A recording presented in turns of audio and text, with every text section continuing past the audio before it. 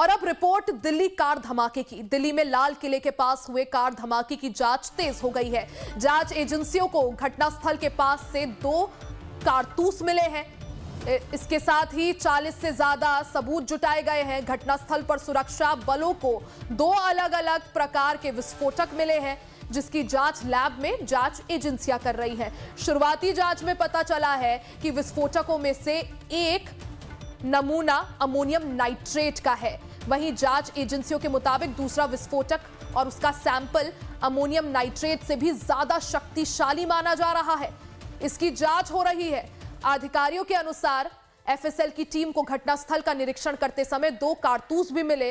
अब तक 40 से ज्यादा नमूने और सैंपल्स इकट्ठा किए जा चुके हैं। 10 नवंबर की शाम जिस तरह से देश के दिल्ली को दहलाया गया, एक कार में ब्लास्ट हुआ। इस हादसे में 12 लोगों की जान चली गई है। मौत का आंकड़ा भी बढ़ा है। 12 लोगों की कुल मिलाकर जान गई है। कई लोग अभी भी घायल हैं। अब एक एक कर कई खुलासे हो रहे हैं। एफएसएल की टीम डटी हुई है। अब ऐसे में एफएसएल यानी फॉरेंसिक की टीम की माने तो 2 अलग अलग विस्फोटक घटनास्थल से बरामद हुए। पहला अमोनियम नाइट्रेट है, जिसका अंदेशा लगाया जा रहा था। दूसरा विस्फोटक माना जा रहा है कि अमोनियम नाइट्रेट से भी ज्यादा शक्तिशाली और घातक था। और प्रशांत त्रिपाठी हमारे सहयोगी अपडेट के साथ जुड़ गए हैं। प्रशांत, देखिए जिस तरह से ये पूरा हादसा हुआ, कार में विस्फोट हुआ, ऐसे में फॉरेंसिक टीम का काफी बड़ा रोल है, क्योंकि तभी समझ आएगा, फॉरेंसिक जांच के बाद ही समझ आ पाएगा कि कैसे हमला हुआ, कैसे विस्फोट हुआ, इसका कारण क्या था। देखिए 2 सबूत मिले हैं, या फिर सबूत तो वैसे 40 से ज्यादा है, लेकिन जो विस्फोटक है वो 2 मिले हैं घटनास्थल से। एक अमोनियम नाइट्रेट और दूसरा बताया जा रहा है कि उससे भी ज्यादा शक्तिशाली है। 2 दिन से लगातार इसी वजह से एफएसएल की जो टीम है वो लगातार अलग अलग बैच के जो सीनियर्स हैं वो आ रहे थे। क्योंकि जब ये विस्फोट हुआ तो लोग सकते में आ गए कि आखिर इतना शक्तिशाली विस्फोट किन ताकतों की वजह से हुआ है। क्योंकि जब भी आप देखेंगे तो इससे पहले अगर आरडीएक्स का ब्लास्ट हुआ था तो उसमें देखा गया था कि नीचे गड्ढा बन गया था, काला पूरी परत जम जाती है। लेकिन ये जो विस्फोट हुआ है, इस विस्फोट से चारों तरफ आग फैली है। चारों तरफ जो गाड़ियां थी उनके कलपुर्जे उड़ गए हैं।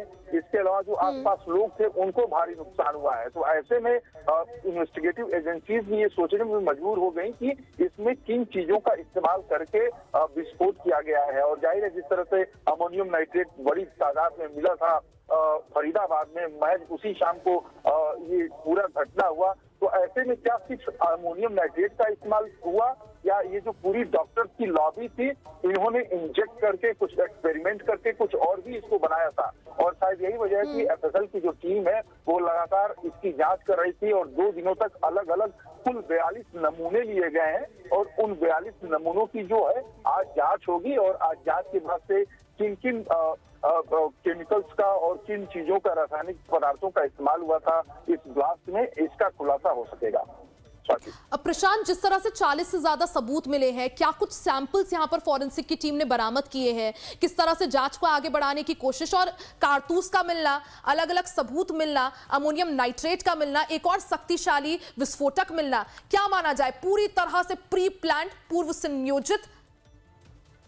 देखिए जिस तरह से धरपकड़ हो रही है, अलग अलग जांच एजेंसियां अलग अलग राज्यों से जाके लोगों को दबोच रही हैं, उससे तो साफ जाहिर होता है कि एक बहुत बड़ी प्लानिंग थी। और बड़ी प्लानिंग इतनी बड़ी थी कि अगर आप समझ सकते हैं कि लगभग 3000 के किलो के करीब अमोनियम नाइट्रेट मिलता है और एक छोटी सी जगह पे मिलता है, तो आप समझ सकते हैं कि कितने लंबे समय से ये प्लानिंग हो रही है। हालांकि जो सोर्सेज हैं वो ये बता रहे हैं कि डॉक्टर शाहीन, जो महिला विंग की कमांडर थी, उसने धीरे धीरे करके फरीदाबाद में और डॉक्टर के पास ये सारा मटेरियल इकट्ठा किया था। और ये सारे जो डॉक्टर्स हैं वो लगातार एक्सपेरिमेंट कर रहे थे कि अमोनियम नाइट्रेट को किन चीजों को मिला के, किन रासायनिक पदार्थों को मिला के और ज्यादा मजबूती से विस्फोट किया जा सकता है।